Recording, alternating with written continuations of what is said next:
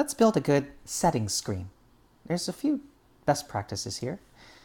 I like to separate settings by what kind of group they're part of. So I'll be inserting a label.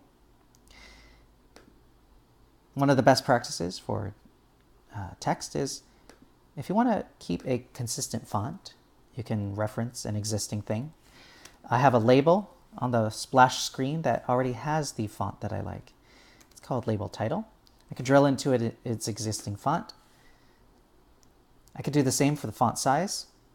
I go into the size property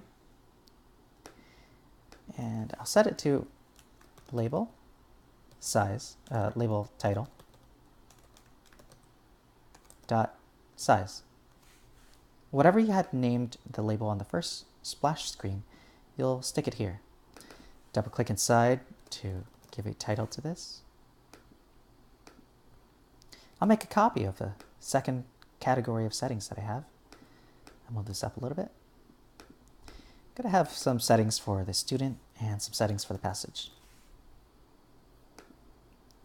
Next, let's stick in some of those controls for the settings. I'll grab it from the first screen. I'll cut it with Control X and I'll paste it over here with Control V. Space things out a little bit more. Another way to space things out is to add separators. In the icons, I'm going to add another rectangle. This rectangle is going to be placed between these groups of settings. I'll make it as tall as I'd like.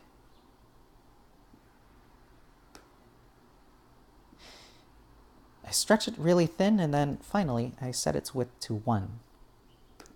I'll choose that same color as the next icon. My next icon is called icon 4, color.